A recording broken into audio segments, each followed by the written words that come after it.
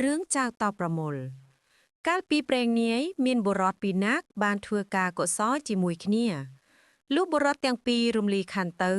បុរសម្នាក់បានទៅកើតជាព្រះឥន្ទបុរសម្នាក់ទៀតទៅកើតជាបុរសកំសត់មានប្រពន្ធក្រលំបាកណាស់រកស៊ីនេសាទដាក់លបយកត្រីជាអំរអំរែចិញ្ចឹមជីវិតគ្រាមួយព្រះឥន្ទបានបារទិព្វចក្ខុទតមកឃើញបុរសនោះវេទនាលំបាកដូច្នេះមានសេចក្តីអាសូរករុណាវេលាយប់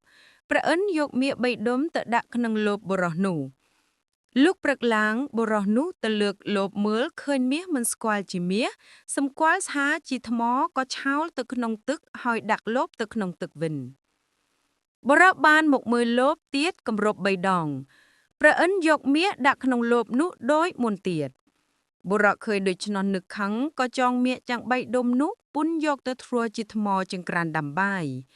ប្រពន្ធបុរសមិនស្គាល់មាសក៏យកដុំមាសនោះទៅធ្វើថ្មចង្ក្រានតាមបង្គាប់ប្តី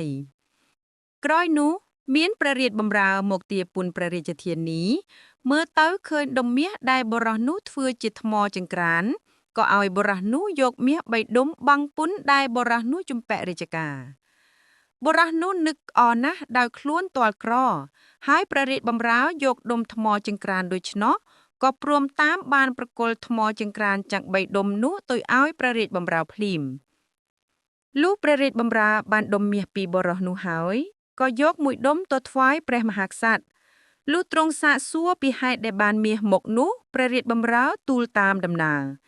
ស្ដេចទ្រង់ជ្រាបថាបានមាសពីបុរសដូច្នោះទ្រង់ឲ្យហើយបុរសនោះពេលបុរសត្រដាល់ទ្រង់សាកសួរទៀតបុរសក្រាបទូលថាមាសរបស់ខ្លួន3ដុំបានជូនមកព្រះរាជបម្រើហើយស្ដេចឲ្យទាយកមាស2ដុំពីព្រះរាជបម្រើនោះហើយទ្រង់បង្គាប់ឲ្យបុរសនោះរកមាសមកថ្វាយព្រះអង្គថែមទៀតបុរសនោះក្រាបទូលថារកមាសទៀតពុំបានទេស្ដេចទ្រង់ឲ្យយកបុរសនោះទៅឃុំព្រឹកឡើងនាយតម្រួតដែលជាអ្នករក្សានេះប្រើធ្វើការដោយជាស្ដីបុរសនោះ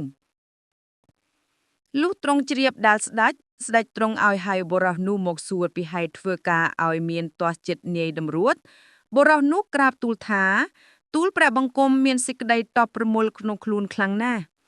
ស្ដេចក៏មានព្រះបន្ទូលថាបើដូច្នោះត្រូវឯងរកសត្វតបប្រមូលនោះមកឲ្យអញបើឯងរកពុំបានទេអញនឹងឲ្យពិឃាតឯងក្នុងគ្រានេះបុរសឮដូច្នោះក៏ភិតភ័យគិតថាមុខជាស្លាប់ហើយក្នុងគ្រានេះមិនដឹងជាទៅរកសត្វតបប្រមូលឯណាទេតែមិនហ៊ានប្រកែកដោយខ្លាចអំលែកស្ដេចក៏ក្រាបបង្គំលាស្ដេចដាវចិនទៅដោយបំណងថានឹងដាវឲ្យស្លាប់ក្នុងព្រៃលុះដាវចូលព្រៃឆ្ងាយទៅព្រះឥន្ទបើកព្រះនេត្រទិព្វមុខឃើញបុរសនោះវេទនាលំបាកដូច្នេះ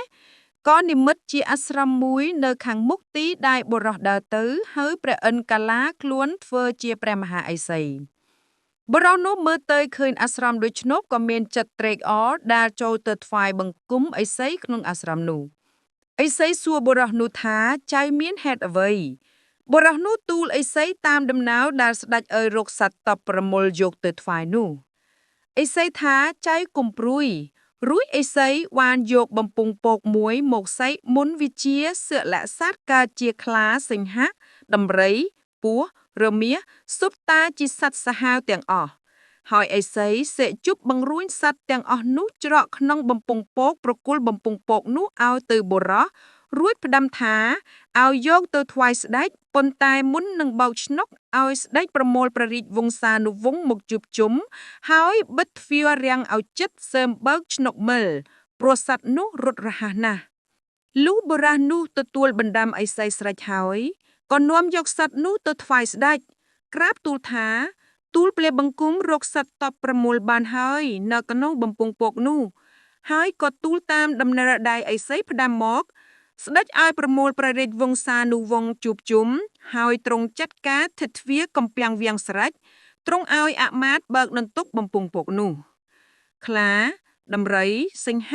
រមាសពស់ក៏ចេញពីក្នុងបំពង់មកខំស្ដេចនិងព្រះរាជវង្សានុវង្សនោះដល់នៅមរណភាពអស់ទៅក្រោយនោះពួកអ្នកនគរបានឃើញបុរសនោះមានរដ្ឋានុភាពដូច្នោះក៏រៀបអភិសេកបុរសនោះអញ្ជើញឡើងសោយរាជសម្បត្តិជាព្រះមហាក្សត្រក្នុងនគរនោះទៅសត្វទាំងឡាយក៏លាស្ដេចបុរសនោះចូលទៅនៅព្រៃ ផ្ដាំថាបើស្ដេចមានភ័យឬមានការអ្វីគ្រួនតែមកដល់នឹងមកជួយយកអាសាជាដរាបកម្លាំងអ្វីមិនស្ទើរកម្លាំងកម្ម